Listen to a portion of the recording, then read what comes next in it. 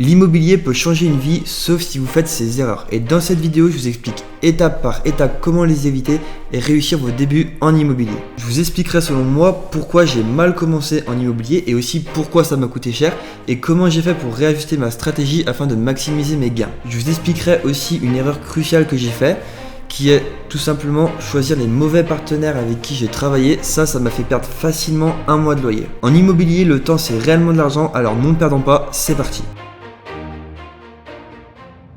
La toute première erreur que j'ai fait en immobilier, c'est vraiment à mes tout débuts, c'est le fait de m'être lancé beaucoup trop vite. Alors généralement, je sais, on entend souvent le fait qu'on fait traîner les choses et qu'on ne s'est pas assez lancé rapidement en immobilier, mais moi c'est l'inverse que j'ai fait. Pour cause, en fait, j'ai oublié un concept de base qui était la négociation. En fait, j'avais repéré le bien immobilier au mois de janvier 2024 et je le voulais tellement, j'avais tellement peur qu'il y en avait d'autres qui allaient se positionner sur le même bien que moi, que j'ai pas négocié, enfin très peu. En fait, je l'ai vraiment acheté au prix du marché.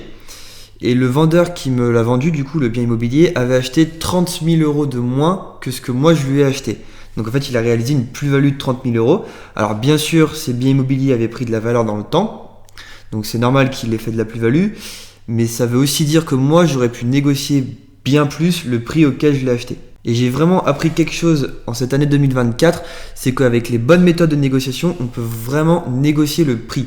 Et je l'ai fait sur le dernier appartement là, que j'ai acheté il y a un mois et demi, j'ai négocié le prix de 13%. Ensuite, la deuxième erreur que j'ai fait, c'est le manque de plus-value en immobilier. Comme vous le savez, pour ceux qui ont vu la vidéo précédente, j'ai 4 biens immobiliers.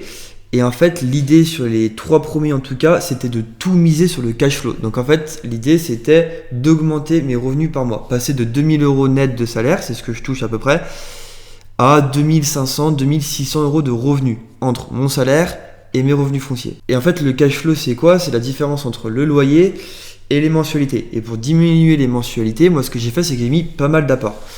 En soi, pour ma part, en tout cas pour mon cas, c'est pas une erreur. En fait, j'avais pas mal d'apports, vu que j'ai commencé à travailler un tôt, et je me suis dit, au lieu de les mettre sur un livret à 3%, autant que les mettre dans mes biens immobiliers à 6-7% net, ce qui me permet du coup de diminuer mes mensualités et augmenter mon cash flow. Sauf que à force de me concentrer que sur le cash flow, j'en ai oublié la plus-value. La plus-value, c'est tout simplement le prix que vous allez vendre par rapport au prix que vous allez acheter. En fait, le cash flow, c'est bien, mais c'est qu'une chose parmi les 3 qui permet vraiment de s'enrichir en immobilier.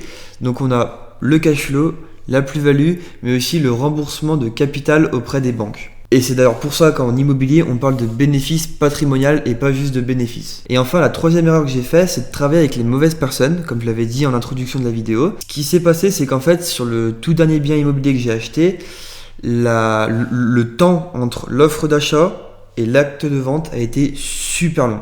Normalement, il faut compter entre 2 mois pour les ventes qui sont très rapides, à 3 mois pour les ventes disons classiques, sauf que moi il a fallu 4 mois et demi. Donc on peut dire que j'ai perdu 1 mois et demi de loyer, tout simplement parce qu'en fait le notaire vendeur, donc c'était pas le mien, donc en soi c'est une erreur que j'ai faite mais qui n'était pas vraiment sous mon contrôle, parce qu'il s'agit du notaire vendeur et pas du mien.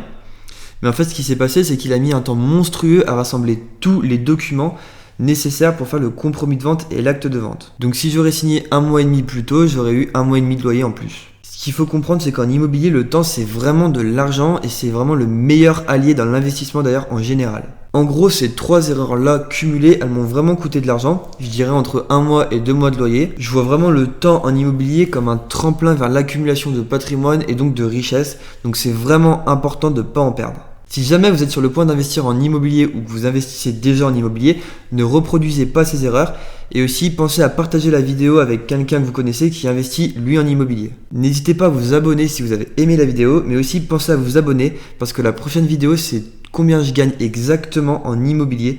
Sur ce, c'était Paul, allez, ciao!